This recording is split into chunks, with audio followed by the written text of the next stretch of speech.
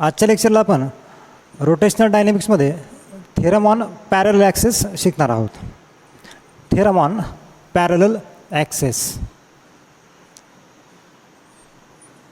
त्या पॉईंटमध्ये सांगितलं आहे पॅरलल ॲक्सेस म्हणजे या ठिकाणी कुठेतरी दोन ॲक्सेस असणार आहेत आणि ते एकमेकाला पॅरलल असणार आहेत. ओके, तर पॉईंटचा आपला कन्सेप्ट असा आहे की दोन ॲक्सिस जर पॅरलल असतील आणि त्यातून एका ॲक्सिसचा म्हणजे axis passing through centre of मास त्याचा एम आय जर माहीत असेल तर त्या मोमेंट ऑफ इनर्शियावरून म्हणजेच एम आयवरून आपल्याला दुसऱ्या कुठल्याही पॅरलल ॲक्सिसचा मोमेंट ऑफ इनर्शिया कॅल्क्युलेट करता येतो किंवा फाइंड आउट करता येतो.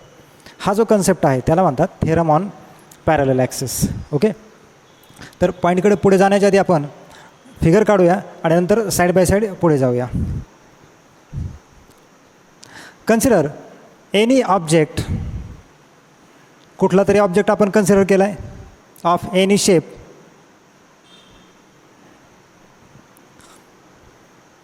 Suppose this is centre of mass of the object.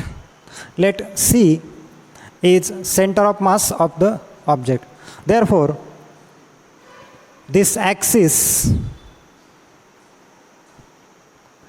axis is passing through center of mass of the object. If the body is rotated about an axis passing through C, then this moment of inertia is IC, that is moment of inertia about an axis passing through center of mass. म्हणजेच काय, suppose एक body consider केली आपण, कुठली तरी एक irregular body. त्या बॉडीचा सी हा काय आहे, सेंटर ऑफ मास आहे. मग सेंटर ऑफ मासमधून पास होणारा हा perpendicular axis suppose A C B हा ॲक्सिस म्हणजे काय, an axis passing through centre of mass. मग त्याचा मोमेंट ऑफ इनर्शिया आपण त्याला नोट करूया आय सी. ओके, म्हणजे हा ए सी बी काय झाला, axis passing through centre of मास. आता सेंटर ऑफ मास हा कन्सेप्ट आपण 11th स्टँडर्डला शिकलेलो आहोत. सेंटर ऑफ मास आणि सेंटर ऑफ ग्रॅव्हिटी हे दोन कन्सेप्ट आपण लास्ट इयर शिकलेलो आहोत. Okay, now consider a point O. Consider a point O at a distance h from this centre of mass C. ह्या सेंटर ऑफ मास सी पासून h एवढ्या डिस्टन्सला एक पॉईंट ओ कन्सिडर करूया आणि ह्या ओमधून पास होणारा जो ॲक्सिस आहे त्याला नाव द्या एम ओ पी सपोज. मग हा एम ओ पी म्हणजे काय होणार, axis passing through O. Okay, मग ह्याला आपण म्हणूया I zero. If the body is rotated about an axis passing through O then the moment of inertia will be I zero. लक्षात येत आहे.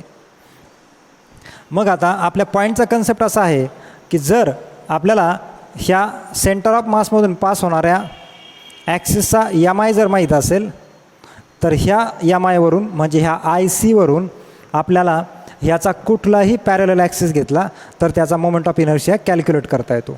म्हणजे थोडक्यात आय सीची व्हॅल्यू माहीत असेल आणि हे डिस्टन्स जर माहीत असेल तर आपल्याला कुठलाही पॅरलल ॲक्सिस त्याचा मोमेंट ऑफ इनर्शिया कॅल्क्युलेट करता येतो.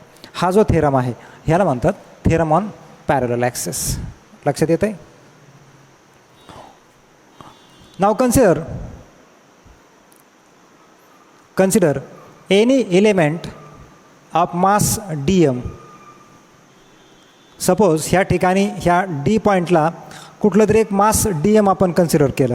ओके, मग आता ह्या सी पासून म्हणजे सेंटर ऑफ मासपासून त्याला जॉईन करूया. ते डिस्टन्स होईल सी डी किंवा डी सी आणि ह्या ओमधून पास होणाऱ्या ॲक्सिसला पण आपण जॉईन करूया.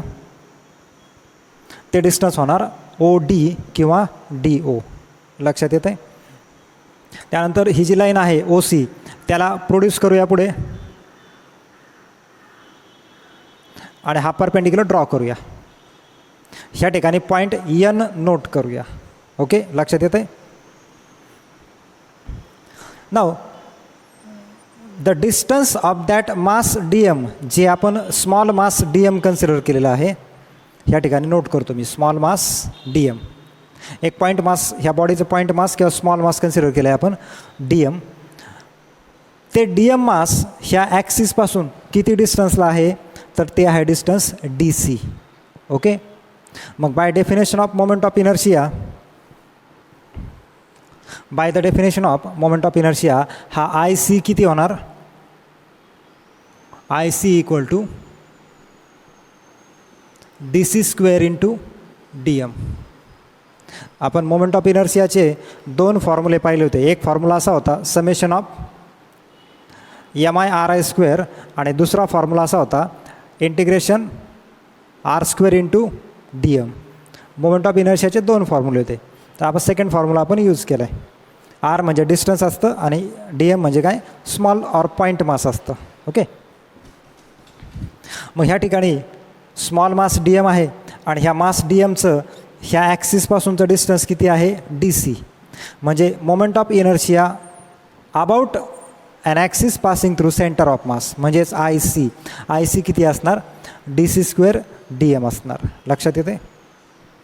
सिमिलरली हा जो ॲक्सिस आहे आय झिरो, ह्या आय झिरो ॲक्सिसपासून हे डिस्टन्स किती आहे, डी ओ. म्हणजे मोमेंट ऑफ इनर्शिया किती होणार, D O square into D M असं होणार. लक्षात येतं आहे. पण आता डायग्रामकडं किंवा या फिगरकडं मी जर व्यवस्थित पाहिलं तर या ठिकाणी एक ट्रायंगल क्रिएट झाला आहे. ट्रायंगल डी एन ओ, एक राईट अँगल ट्रायंगल क्रिएट झाला आहे. फ्रॉम फिगर हा ट्रायंगल जर घेतला मी डी एन ओ, ह्या ट्रायंगलमध्ये मी पायथागोरस थेरम जर यूज केला तर पायथागोरस थेरम काय होणार, D O square is equal to, हा D O square is equal to D N square plus N O square, D N square plus N O square असं होणार. लक्षात येतं आहे. ह्या ट्रायंगलमध्ये मी पायथागोरस थेरम अप्लाय केला. देअरफोर हा आय झिरो किती होणार, I zero equal to D O square. But D O स्क्वेअरची व्हॅल्यू किती आहे, D N square plus N O square. ही व्हॅल्यू आपण सबस्टिट्यूट केली म्हणजे हे काय होणार, D N square plus N O square over D M असं होणार. लक्षात येते. पुन्हा ह्याच डायग्रामकडे जर पाहिलं आपण, हा D N square plus N O square, but N O हे डिस्टन्स बघा, एन ओ, एन ओला आपण C N plus O C असं लिहू शकतो. हा ओ एन म्हणजे काय, O C plus C N आहे. म्हणजे ह्या एन ओच्या जागेवर मी काय लिहिणार, हा एन ओ म्हणजे काय होणार, O C plus C N, O C plus C N square over D M असं होणार. ओके, आपल्याला एक एक्सपान्शन माहिती आहे, मॅथमॅटिकल एक्सपान्शन. हा फॉर्म्युला माहिती आहे आपल्याला, A plus B bracket square equal to A square plus two A B plus B square. हा फॉर्म्युला आपण मॅथमॅटिक्सला शिकलेलो आहोत. मग तो फॉर्म्युला ह्या ठिकाणी यूज केला, A plus B bracket square. तर हा ब्रॅकेट सॉल्व केल्यावर आन्सर किती येणार,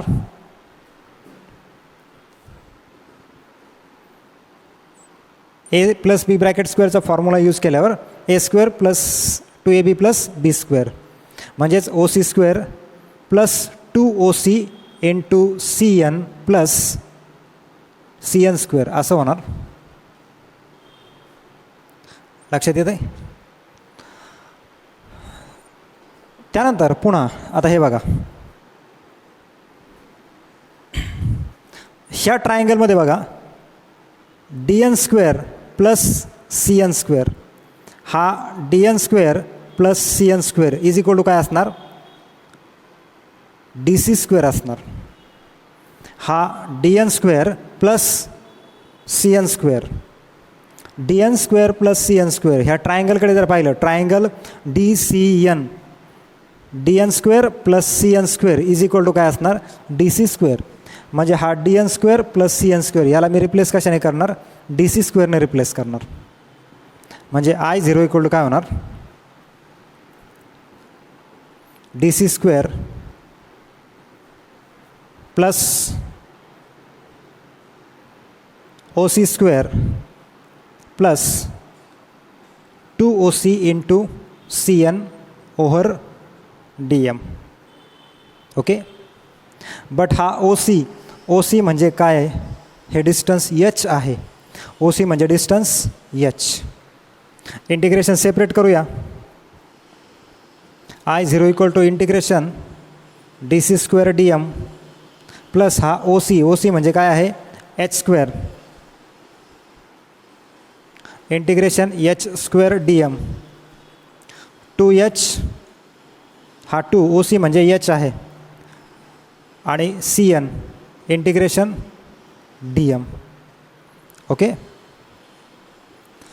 त्यानंतर I0 equal to terms separate करूया dc² dm plus h² integration dm plus 2h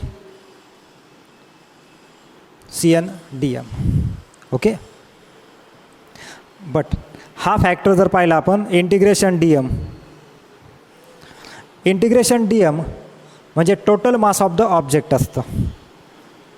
integration dm is equal to capital M that is total mass of the object असतं.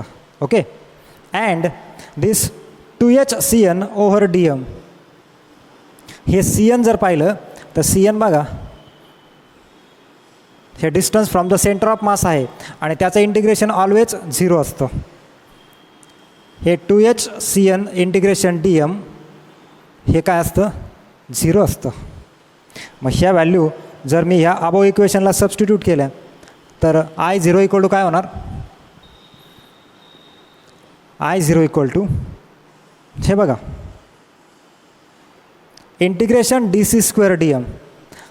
आपण वरच्या स्टेपला आलो ह्या ठिकाणी. तर इंटिग्रेशन dc² dm म्हणजे काय असतं IC असतं. म्हणजे मी काय लिहिणार IC लिहिणार.